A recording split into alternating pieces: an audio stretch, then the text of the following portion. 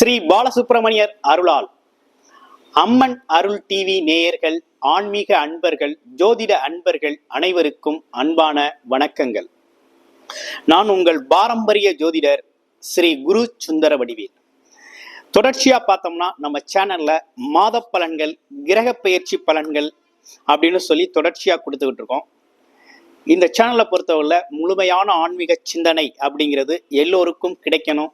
ஜோதிட ரீதியான வழிகாட்டுதல் அப்படிங்கிறது ஏதாவது ஒரு வகையில உங்களோட வாழ்க்கையில ஒரு நல்ல மாற்றத்தை, முன்னேற்றத்தை, ஒரு விழிப்புணர்வை ஏற்படுத்தணும் அப்படின்னு சொல்லி தொடர்ச்சியா நம்ம பார்த்தீங்கன்னா மாத பலன்கள், கிரக பெயர்ச்சி பலன்கள் அப்படின்னு தொடர்ச்சியா நம்ம இதில் கொடுத்துக்கிட்டு வர்றோம். அந்த வகையில பார்த்தோம் அப்படின்னு கேட்டிங்கன்னா, இப்ப ஆவணி மாத பலன்கள் எப்படி இருக்கும் அப்படிங்கிறத ஒவ்வொரு ராசிக்கும் விரிவா நம்ம பார்க்க போறோம். அந்த வகையில பார்த்தோம்னா ஆவணி மாதம் அப்படின்னு எடுத்துக்கிட்டோம் அப்படின்னா, சூரிய பகவான் காலச்சக்கரத்தின் 5ஆம் இடத்துல ஆட்சி பெற்று அரசாங்க இடமான 5ஆம் இடத்துல ஆட்சி பெற்று அமர்ந்து சிம்ம ராசியில அமர்ந்து அருள்பளிக்கக்கூடிய ஒரு உன்னதமான மாதம். ஆவணி மாதத்துக்குன்னு ஒரு தனி சிறப்பே இருக்குது. அது உங்களுக்கு எல்லாம் தெரிஞ்ச விஷயம்தான். குறிப்பா விவாகம், திருமணம் மற்றும் சுப நிகழ்ச்சிகளை நிறைய செய்யக்கூடிய, நடத்தக்கூடிய ஒரு முக்கியமான மாதம். அது இல்லாம கூடுதலா பார்த்தோம்னா தெய்வ வழிபாடு மாதம், கிராம தெய்வங்கள், அதே நேரத்துல பாத்தீங்கன்னா குல தெய்வ வழிபாட்டு மாதம் அப்படிங்கிறதுலையும் ரொம்ப சிறப்பு மிக்க மாதமா இந்த மாதம் இருக்குது. இந்த மாதத்தை பொறுத்த வகையில விவாகம், திருமண சுபமுகூர்த்த நாட்கள் அப்படின்னு எடுத்துக்கிட்டோம்னா 11 சுபமுகூர்த்த நாட்கள் இருக்குது. அதுல குறிப்பா பார்த்தோம்னாக்க உங்களுக்கு புஷ்கர நவம்சத்துல இருக்கக்கூடிய 6 சுபமுகூர்த்தங்கள் இருக்குது. அந்த 6 சுபமுகூர்த்தங்கள்ல 4 வளர்பிறை சுபமுகூர்த்தங்களும் 2 தேய்பிறை சுபமுகூர்த்தங்களும் இருக்குது. அடுத்து ஆவணி 1ஆம் தேதி, ஆவணி 15ஆம் தேதி பார்த்தீங்கன்னா சனி மகா பிரதோஷம் அப்படிங்கிற ஒரு உன்னதமான சிவ வழிபாட்டு தினம் அப்படிங்கிறது வருது. அதை எல்லோருமே சிவனை வழிபட்டு பரிபூரண அருளை பெற வேணும் அன்னைக்கு. அடுத்து பார்த்தோம்னா ஆவணி 3ஆம் தேதி பார்த்தோம்னாக்க பௌர்ணமி நாள் வருது. அதாவது குலதெய்வ வழிபாடு, அண்ணாமலையார் வழிபாடு, கிரிவலம் போறது அப்படின்னு ஒரு முக்கியமான நிகழ்வு அப்படிங்கிறது ஆவணி 3 பௌர்ணமி. அடுத்து ஆவணி 4ஆம் தேதி பார்த்தீங்கன்னா காயத்ரி ஜபம் செய்யறது அப்படிங்கிறது. அடுத்து ஆவணி 6ஆம் தேதி வாஸ்து பூஜை, வீடு கட்டுறதுக்கான முதல் படியை எடுத்து வைக்கிறது. இடத்தை குறிப்பிட்டு அந்த வீட்டுக்கான வாஸ்து பூஜை செய்யறது அப்படிங்கிற ஒரு நிகழ்வு சிறப்பா இருக்கு. அடுத்து ஆவணி 17 அமாவாசை தினம் பித்ருக்கள் வழிபாடு மூலமாக, குலதெய்வத்தை வழிபடுவது மூலமாக பரிபூரண அருளை பெறக்கூடிய ஒரு நல்ல நாள் அப்படின்னு சொல்லணும். அடுத்து பார்த்தோம்னா ஆவணி 22 விநாயகர் சதுர்த்தி அப்படிங்கிற ஒரு விநாயகர் சதுர்த்தி திருவிழா அப்படிங்கிற ஒரு விஷயம் வருது. விநாயகரை வழிபட்டு பரிபூரணமான பஞ்சபூத கடவுளான விநாயகரை வழிபட்டு பரிபூரண அருளை பெறக்கூடிய ஒரு அற்புதமான மாதமாக இந்த ஆவணி மாதம் அமைஞ்சிருக்கு. இப்ப ஒவ்வொரு ராசிக்கும் எப்படி இருக்கும் இந்த ஆவணி மாத பலன், என்ன செய்யலாம், என்ன செய்யக்கூடாது? மிதுன ராசி காலச்சக்கரத்தின் 3ஆவது ராசியான மிதுன ராசிக்கு இந்த ஆவணி மாதம் அப்படிங்கிறது என்ன விதமான பலன்களை கொடுக்குது அப்படின்னு பார்க்குறோம். அப்படி பார்க்கையில மிதுன ராசி அப்படின்னு எடுத்துக்கிட்டோம் அப்படின்னா, இரட்டைத்தன்மை உடையவர்கள், அறிவு சார்ந்து யோசிக்கக்கூடிய ஒரு அமைப்பு அப்படிங்கிறது உண்டு. அதே நேரத்துல தனக்கு தெரிஞ்சதை மற்றவங்களுக்கு சொல்றது, வழிகாட்டுறது அப்படிங்கிறதுல ரொம்ப முக்கியத்துவம் வாய்ந்தவர்களா இருப்பாங்க நம்ம மிதுன ராசி அன்பர்கள். கேட்டு பாருங்க. அதுலயும் பார்த்தீங்கன்னா தொழில், வேலை வாய்ப்பு, படிப்பு சார்ந்த விஷயங்கள் எல்லாமே ஆலோசனை கொடுக்கறது அப்படிங்கிறது ரொம்ப சிறப்பா இருக்கும். கல்வித்துறையில இருக்கிறவங்கெல்லாம் பார்த்தீங்கன்னா நம்ம மிதுனராசி அன்பர்கள் நிறைய பேர் இருக்கிறாங்க. அதே நேரத்துல பார்த்தீங்கன்னா இவங்களுக்கு ஆசைகள் இருக்கும், கொஞ்சம் ஆசைகள் உண்டு. வியாபாரம், தொழில் மூலமா நிறைய ஆசைகள் ஏற்படும். அதன் மூலமா சிறு சிறு நஷ்டங்களை சந்திப்பாங்க. இவங்க கொடுக்குற ஆலோசனை மற்றவர்களுக்கு செயல்படும், இவங்களுக்கு செயல்படாது அப்படிங்கிறது மாதிரி சில பேருக்கு இருக்கும். அதுக்கு காரணம் ஒன்றும் இல்லை, தொடர் முயற்சியும் அது சார்ந்த நம்பிக்கையும் தான் காரணமா இருக்குது. ஆனா உங்களை பொறுத்த வகையில பார்த்தீங்க அப்படின்னு கேட்டீங்கன்னா ரகசியம் காக்க முடியாது. ரகசியம் அப்படிங்கிறது பெருசா உங்கள்கிட்ட இருக்காது. அதே நேரத்துல மற்றவர்களுக்கான தகவலை பரப்பக்கூடியவர்களா இருப்பீங்க. நல்ல விஷயங்களை நிறைய பேருக்கு சொல்லுவீங்க. தெரிஞ்சவங்களுக்கு உடனுக்குடனே சொல்லக்கூடிய ஒரு நல்ல அமைப்பு கொண்டவர்கள் தான் மிதுனராசி அன்பர்கள். மிதுனராசியை பொறுத்த வகையில மிருகசீடம், திருவாதிரை, புனர்பூசம் அப்படிங்கிற 3 நட்சத்திரங்கள் உண்டு. ஓகேங்களா? அந்த வகையில பார்த்தோம்னாக்க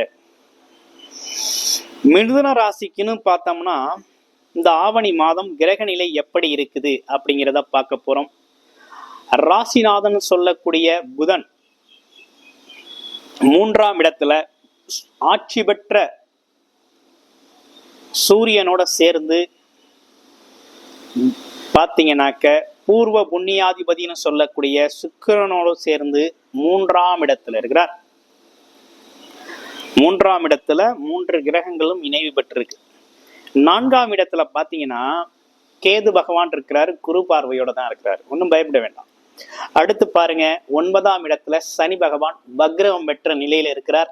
ஆட்சி பெற்ற சூரியன் பார்க்கிறார். அடுத்து பாருங்க 10ஆம் இடத்துல ராகு பகவான் பல வாய்ப்புகளை கொண்டு வந்து சேர்க்கிறார். அப்ப இப்படிப்பட்ட கிரக நிலைகள் இருக்குது. 12ஆம் இடத்துல செவ்வாய் குரு இணைவு பெற்று இருக்குது 12ஆம் இடத்துல.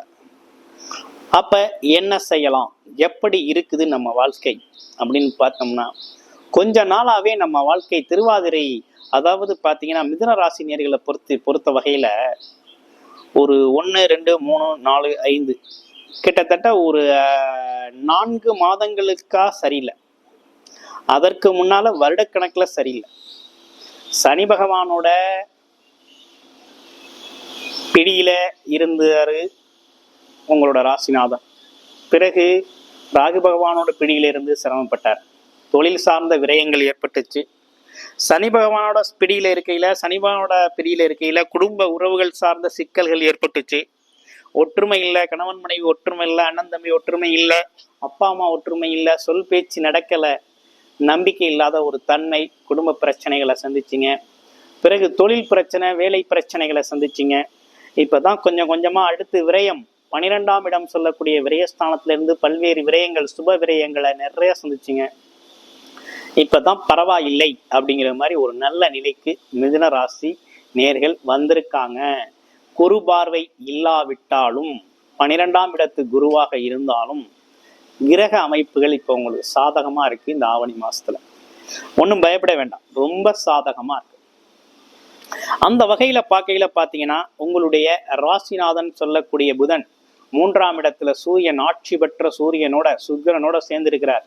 அப்ப என்னன்னா உங்கள் எடுக்கிற முயற்சிகள் அனைத்தும் வெற்றி பெறக்கூடிய ஒரு நல்ல மாதம் தான் இந்த ஆவணி மாதம்.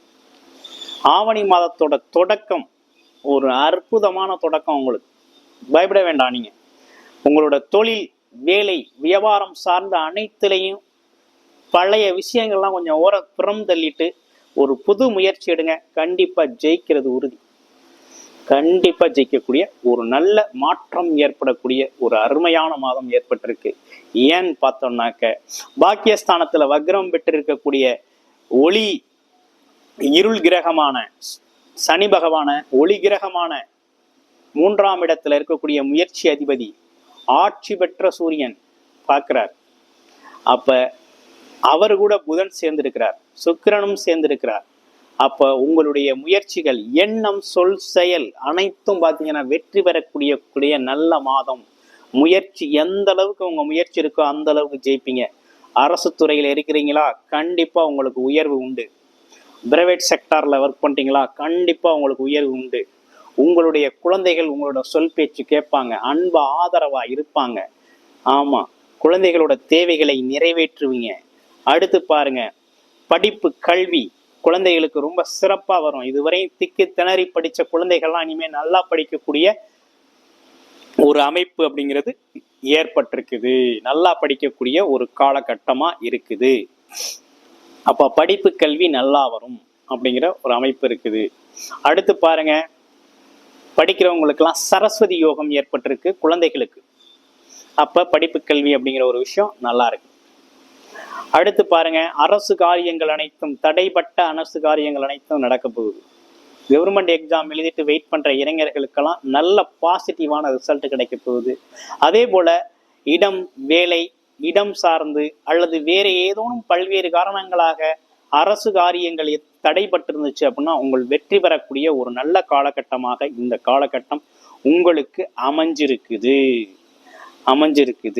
அப்படிங்கிறதுல எந்த சந்தேகமும் இல்லை. கோர்ட்டு கேஸு வழக்கு சார்ந்த விஷயங்கள்லாம் தீர்வாகும். உங்களுக்கு சாதகமாக தீர்வாகக்கூடிய ஒரு நல்ல மாதம் தான் இந்த ஆவணி மாதம். அடுத்து குடும்ப வாழ்க்கை எப்படி இருக்குது அப்படிங்கிறத பார்க்குறோம். குடும்ப வாழ்க்கையை பொறுத்த வகையில உங்களுக்கு பல்வேறு குடும்ப சிக்கல்கள்ல சந்திச்சு வந்திருந்தாலும் இனிமே நல்லா இருக்கு. குடும்ப வாழ்க்கையை பத்தி இனி நீங்க பயப்பட வேண்டாம். குடும்ப வாழ்க்கை அப்படிங்கிறது இனிமே ஒற்றுமை பெறக்கூடிய ஆவணி மாதத்துல ஒற்றுமை பெறப்படக்கூடிய மாதமாக தான் அமைஞ்சிருக்கு. ஏன்னா 2 கூடிய சந்திரன் உங்க ராசியிலிருந்து 7ஆம் இடத்துல தான் இருக்கிறார். களத்திரம் அப்படிங்கிற ஒரு விஷயத்துல தான் இருக்கிறார். அப்போ ஒற்றுமை ஏற்படக்கூடிய நல்ல காலகட்டம். குருவோட வீட்டில் இருக்கக்கூடிய அமைப்பு அப்படிங்கிறது ஆரம்ப காலத்துல இருக்குது. அப்போ ஒற்றுமை அப்படிங்கிறது ரொம்ப நல்லா இருக்கும். குடும்ப ஒற்றுமை அதிகரிக்கும். குடும்பத்துல பெண்களுக்கு இருந்து வந்த தொந்தரவுகள், அக்கம் பக்கம் பிரச்சனைகள், குடும்ப பிரச்சனைகள்லாம் சரியாகக்கூடிய காலகட்டம். அண்ணன் தங்கை உறவுகள் சரியாகக்கூடிய ஒரு நல்ல காலகட்டம். ஆமா, அதே நேரத்துல பாத்தீங்கன்னா அம்மாவோட உடல் நலனில் மட்டும் கொஞ்சம் அக்கறை எடுத்துக்கங்க. இருந்தாலும் குரு பார்வை இருக்குது. இருப்பினும் மெடிக்கல் செலவெல்லாம் கொஞ்சம் குறைஞ்சிருக்கும். ஆயுர்வேதா சித்தா மருந்துகள் எடுக்கிறது மூலமா ஆரோக்கியம் மேம்படக்கூடிய ஒரு நல்ல மாதமாக இந்த மாதம் உங்களுக்கு அமைஞ்சிருக்குது. அப்ப வேலை, தொழில், வருமானம், வியாபாரம் அப்படிங்கிறது கண்டிப்பாக நல்லா இருக்கும். அதுல எந்த மாற்றம் இல்லை. அடுத்து பல தொழில் வாய்ப்புகளை ராகு பகவான் கொடுக்குறாரு. நல்லதையும் கொடுக்குறாரு, கெட்டதையும் கொடுக்குறாரு. எதை செலக்ட் பண்றது அப்படிங்கிறதுல ஒரு சிரமம் இருக்கு உங்களுக்கு. அதை நீங்க முழுமையா தெரிஞ்சுக்கணும் அப்படின்னா உங்களுடைய பிறப்பு ஜாதகம் தாங்க அதை முழுமையா காமிக்கும். 100% பலன் அப்படிங்கிறது பிறப்பு ஜாதகம் தான். எல்லாரும் ஏதோ விதமான கர்மாவில தான் பிறக்கிறாங்க. அதற்கான பரிகாரங்கள் அப்படிங்கிறது ஜோதிட ரீதியா உங்களுக்கு இருக்குது. எந்த கோவிலுக்கு போகணும், என்ன விதமான வழிபாடுகள் செய்யணும் அப்படிங்கிற ஒரு விஷயத்தெல்லாம் நீங்க பண்ண ஆரம்பிச்சிங்க அப்படின்னா உங்களுக்கான கர்ம பலன்கள் நீங்கி தொழில், வேலை, வருமானத்துல வெற்றி பெறக்கூடிய உங்களுக்கான இடத்தை நீங்க பிடிச்சு வாழக்கூடிய ஒரு நல்ல அமைப்பு அப்படிங்கிறது ஏற்படும். ஆமா, அதனால பார்த்துக்கிட்டீங்கன்னா அப்படின்னு கேட்டீங்கன்னா உங்களுக்கு வேலை, தொழில் நல்லா இருக்கு. சுப விரய செலவுகள் தான் இருக்கு. சில பேருக்கு இடம் வாங்கக்கூடிய அமைப்பு இருக்கிறவங்களுக்கு விரய செலவு நடக்கும். வீடு வாங்கக்கூடியவங்களுக்கு விரய செலவுகள் நடக்கும். தங்கம் வாங்கணும் அப்படிங்கிறது மாதிரி ஒரு விரய செலவுகள் நடக்கும். அம்மாவோட உடல் நலம், ஆரோக்கியம் சார்ந்த விஷயத்துக்கு விரய செலவுகள் நடக்கும். இந்த மாதிரி அதாவது என்னன்னா அம்மாவோட உடல் ஆரோக்கியம் அப்படிங்கிற ஒரு விஷயம் மட்டும்தான் கொஞ்சம் செலவுகள் வருமே தவிர மற்றபடி ஒன்றும் செலவுகள் இல்லை. மற்ற செலவுகள் அனைத்துமே சுபவிரய செலவுகளாக தான் வரும். அதனால ஒன்றும் பயப்பட வேண்டாம். இந்த மிதுன ராசியை பொறுத்த வகையில இந்த ஆவணி மாதம் அப்படிங்கிறது ஒரு நல்ல ஒரு தொடக்க மாதமாக ரொம்ப சிறப்பாக இருக்குது. அடுத்து மிருகசீர நட்சத்திரத்துக்கு எப்படி இருக்கு அப்படிங்கிறத பார்க்க போறோம். மிருகசீர நட்சத்திரத்தை பொறுத்த வகையில என்னன்னா குரு பார்வை அமைஞ்சிருக்கு. என்னன்னா குடும்பத்திற்கான கணவனோ அல்லது மனைவியோ தங்கம் வாங்கணும் அப்படிங்கிற ஒரு அமைப்பு இருக்கு. இடம் வாங்கணும் அப்படிங்கிற அமைப்பு இருக்கு. குழந்தைகளோட தேவைகளை நிறைவேற்றணும் அப்படிங்கிற ஒரு விஷயம். இந்த மாதிரி விஷயங்கள்லாம் இந்த காலகட்டத்தில் நீங்க செஞ்சுக்குவீங்க. அது இல்லாம வேலை, தொழில் சார்ந்து புது முதலீடு அப்படிங்கிற ஒரு விஷயத்தையும் செய்யக்கூடிய காலகட்டமா இருக்குது. அடுத்து திருவாதிரை நட்சத்திரத்துக்கு எப்படி இருக்கு அப்படின்னா திருவாதிரை நட்சத்திரத்தை பொறுத்த வகையில கொஞ்சம் பிரம்மாண்டமான யோசனை உண்டு. எதுலையும் பிரம்மாண்டமா யோசிக்கக்கூடிய ஆற்றல். ஆமா, நல்லா செய்யணும், சிறப்பா செய்யணும், பெருசா செய்யணும், நிறைய பேருக்கு வேலை கொடுக்கணும், நிறைய விஷயத்த செய்யணும், பாராட்டுக்குரியவா இருக்கணும், முன்னோடியா நிற்கணும், முன்னாடி இன்னும் செய்யணும் அப்படிங்கிற ஒரு விஷயம்லாம் உண்டு. இருந்தாலும் இப்ப எப்படி இருக்கு அப்படின்னு பார்த்தோம்னா தொழில் வாய்ப்புகள் நிறைய வருங்க. வேலை வாய்ப்பு, தொழில் வாய்ப்புகள், அதே நேரத்துல பயணங்கள் போறது மாதிரி சில விஷயங்கள் நடக்கும். அதெல்லாம் ஏற்றுமதி இறக்குமதி தொழில் செய்யறவங்களுக்கு நடக்கும். டிரான்ஸ்போர்ட் தொழில் செய்யறவங்களுக்கு நடக்கும். அடுத்து பார்த்தீங்கன்னாக்க ஆன்மீக பயணம் போறதுங்கிற ஒரு விஷயமும் இதுல வருது. அதையும் தாண்டி ஏகப்பட்ட ஷேர் மார்க்கெட் தொழில், அதாவது பணத்தை போட்டு பணம் பண்ணக்கூடிய தொழில்கள் அனைத்துமே வரக்கூடிய ஒரு அமைப்பு அப்படிங்கிறது நிறைய உண்டு. அடுத்து புனர்பூசம் நட்சத்திரத்துக்கு எப்படி இருக்கு அப்படிங்கிறத பார்க்க போறோம். புனர்பூசம் நட்சத்திரத்தை பொறுத்த வகையில திருமணம் சார்ந்த சுபகாரியங்கள் சார்ந்த விஷயங்களை பேசலாம். அது சார்ந்த விஷயத்துக்கு கொஞ்சம் முக்கியத்துவம் கொடுக்கலாம். குழந்தைகளுக்கு காது குத்துறது, அதே நேரத்துல பார்த்தீங்கன்னா குலதெய்வ கோயிலுக்கு போயிட்டு வர்றது, குலதெய்வ அருளை பரிபூரணமா பெறுவது, ஏதேனும் வேண்டுதல்கள் இருந்தால் நிறைவேற்றுறது அப்படிங்கிற ஒரு விஷயம், வீட்டோட தேவையை நிறைவேற்றுறது, இதுவரையும் நிறைய பேருக்கு செய்யணும்னு திட்டமிட்டு இருந்தவங்கள புது நண்பர்களை பார்க்கறது, ஆசிரியரை பார்க்கறது, குருமார்களை பார்க்கறது, பெரியோர்களை வணங்குறது அப்படின்னு பல்வேறு தர்ம காரியங்கள் ஈடுபடுறது மட்டும் இல்லாமல் குடும்பத்தை சிறப்பாக நடத்துவதற்கான அனைத்து விஷயங்களையும் செய்யக்கூடிய ஒரு நல்ல மாதமாக இந்த மாதம் உங்களுக்கு அமைஞ்சிருக்கு. நிறைய மிதுன ராசி அன்பர்கள் நம்மகிட்ட நிறைய ஜாதகங்களை கொடுத்து குடும்ப ஜாதகங்களையும் கொடுத்து பார்த்துருக்கீங்க. அந்த வகையில் அனைவருக்கும் ஸ்ரீ பாலசுப்பிரமணியர் அருளால் வாழ்த்துக்களும் நன்றியும் வணக்கம்.